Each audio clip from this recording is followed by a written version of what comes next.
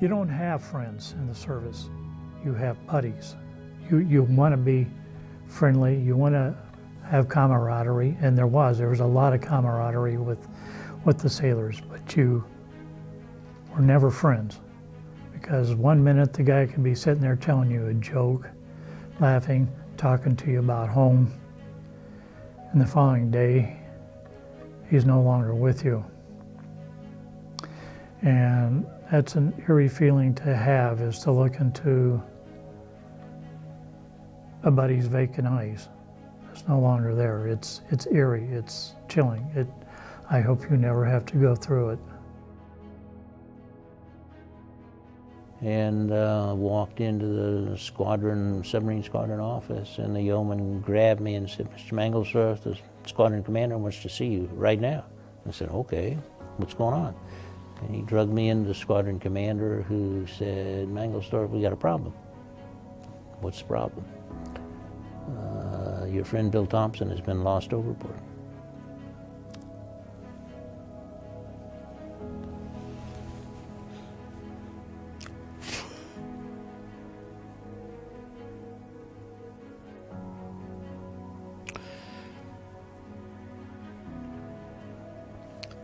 And his wife, Jenny, who I knew very well,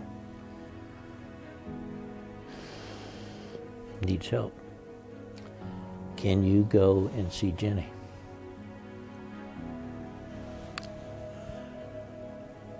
I got my buddy Walker. We was like twins. Walker was killed 4 months after I got in there. We went through basics together. Every time you saw Walker, you saw me. We was together. Then I got hurt in the country. He was killed. Yeah, I went on the computer and I finally dug up what happened to him. And right now I got it home on my wall. Julius Walker. He died April 4th. He died, they said, suffocation. What it was, he drowned. He drowned. Because at the time, him and I used to tease each other. I couldn't swim. He couldn't either. And we used to tease her, "Hey man, if we get out together, who gonna save each other?" "I don't know." We just make a big joke out of it. And he dies. And right now I got his plaque on my wall. Julius Walker. That's my boy. Man. Well, my brother Sam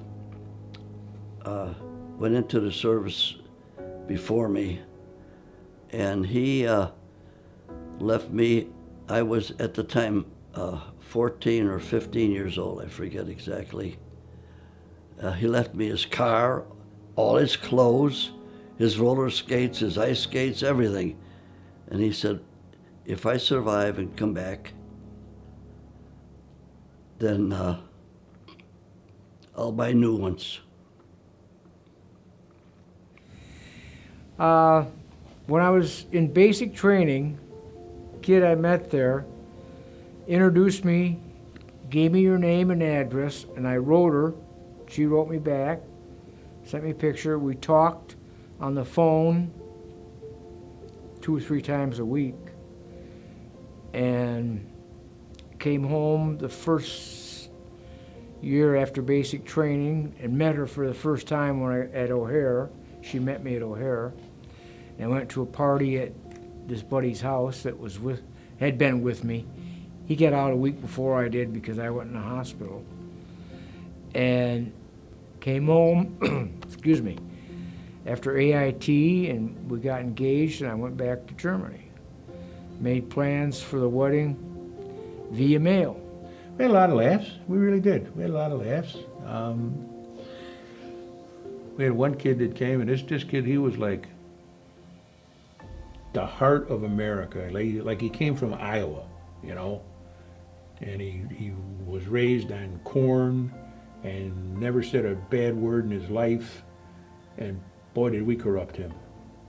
I think when he went home, his family probably disowned him, because he was smoking, he was swearing, he wasn't shaving, and we was like, yes, we got Walter down like us, you know. I sold my house to Gary when I retired, and they said that he said, I know who you're talking about, and not me. He said, that's my dad. And so he said, well, I want his number. So he got my number and he called me. And I hadn't seen him in 50 years. And he asked me if I could come out to Arizona. And I asked him, how am I going to recognize you? Oh, well, you'll recognize me. He says, I said, no, I won't. He said, I'll have something, waving something in the air. You'll remember me. So when I got off the plane, he was there, and he had his cap on, a cup hat. And he was waving it like this. And what a wonderful guy he was. I always called him Kobayashi, but it's Kobayashi. He was a Japanese security guard. He was a Japanese security guard, a Japanese fireman. This guy was everybody, but he spoke perfect English. Born and raised in Japan. I used to hang out with him, his family. I kept in contact with him even when I left Japan. It was just mostly through email, though. I'd send pictures here and there. He told me that he worked at the Chrysler plant in Belvedere, which is where I was working just before I got drafted. This guy came up to me and we were talking, and he worked on what was called the vinyl line, and I worked on the station wagon line. They ran side by side.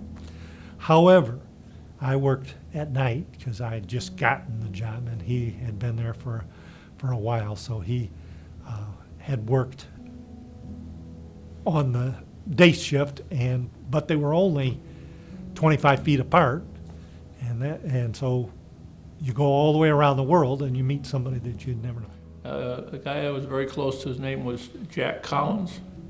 He passed away probably, I'm going to say 8-9 years ago. We always got together. He lived out in Massachusetts. We lived here in Rockford, but our families got together every couple of years. He was a guy that I couldn't say enough about him. And when he passed away, it left a little empty spot with me. I got off a streetcar at 38 in Kedzie, and here comes, well, I was walking towards my house, and my father was in church, and we got to 38th Street, and one of the neighbors said, hey, I think yes, Domo, Eddie's home. I remember that was 4 blocks, and he ran most of the way, and he was up there. Bill Dorn is my dad's best friend. And they weren't, fighting in the Korean War next to each other, because Bill was in Germany and my dad was in the Philippines. Entirely 2 different branches of the military, but they have a kinship. And Bill is so patient, and he understands what my dad is trying to say after the stroke. And he also understands all the groups and the fundraising and what being a Korean War soldier means. That, those 2 are like a couple little peas in the pod.